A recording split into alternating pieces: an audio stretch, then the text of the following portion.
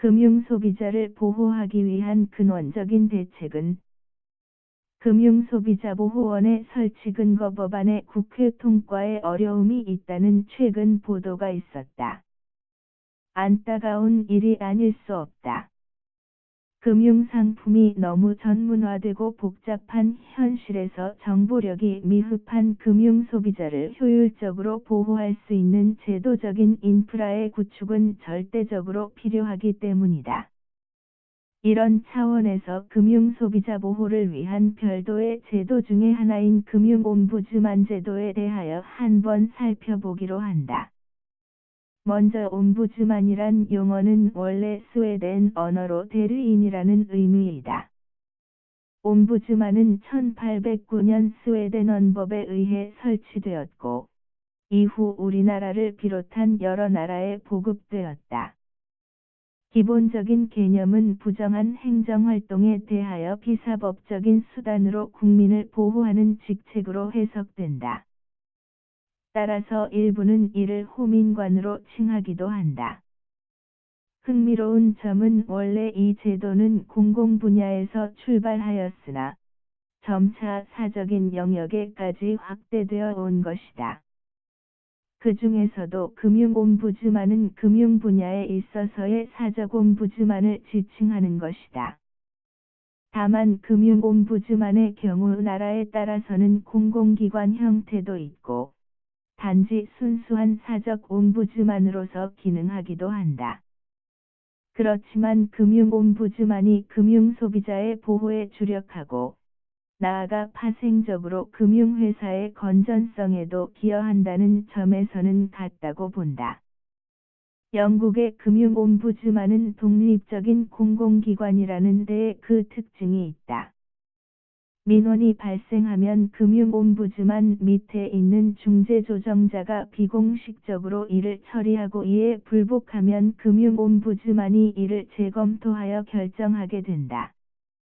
미국의 경우는 금융소비자의 민원은 자체 내부 민원 전담기구가 처리하고, 감독 업무와 관련된 금융회사의 불만사항을 처리하기 위하여 금융옴부즈만을 도입하고 있다.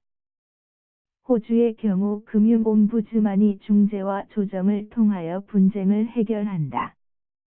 다만 특징적인 것은 금융옴부즈만의 최종 결정은 금융회사를 구속하는 효력이 있다는 점이다. 우리나라에서도 국민권익위원회가 정부 행정 전반에 대한 옴부즈만 기능을 하고 있다. 그리고 금융감독원에서도 금융옴부즈만 제도를 운영하고 있다. 다만 금융분쟁 조정, 민원 처리 및 금융옴부즈만 제도와의 상호 조화 등이 좀 더 보완될 필요가 있다고 본다. 또한 이에 대한 홍보도 다소 미흡하다. 근본적으로 금융옴부즈만 제도 전반에 대한 좀 더 체계적인 접근이 필요하다고 본다. 가능하면 금융감독원뿐만이 아니라 금융공기업 등에서 금융옴부즈만 제도를 적극 도입하고 이를 좀 더 활성화할 필요가 있다. 그리고 금융회사 역시 이에 도입 검토 및 활성화 방안이 필요하다고 본다. 즉 기존의 자체 분쟁 해결 기구나 민원 처리 부서와는 별도로 업무의 적정성의 평가뿐만 아니라 민원 등을 좀 더 신속하고 원만하게 해결할 수 있는 제도로서 금융옴부즈만을 재평가할 필요가 있다. 그리고 금융옴부즈만의 업무 범위 설정 및 이를 지원하기 위한 법제도적인 인프라 구축 등이 필요하다. 이를 위하여서는 옴부즈만 전반에 대하여 국민권익위원회 등에서 좀 더 체계적으로 연구할 필요가 있다. 그리고 금융당국에서는 가능한 빠른 시일 내에 모델 금융옴부즈만 제도를 제시할 필요가 있다.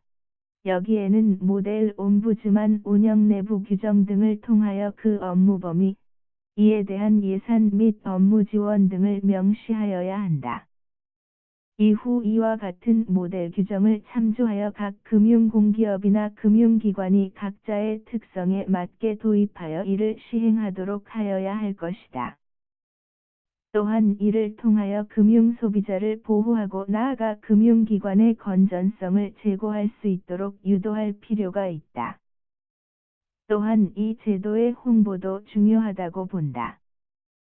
그러나 이의 시행에 있어서는 초기에는 금융공기업에 한하여 이의 적극적인 활용을 유도하여야 할 것이다. 그리고 이 과정에서 나타난 문제점이 있다면 이를 보완하여 금융회사로까지 이를 점차 확대할 필요가 있다. 이런 과정 등을 통하여 아무쪼록 금융옴부즈만 제도가 금융소비자에 대한 실효성 있는 보호제도로서 자리매김하기를 감히 기대해 본다.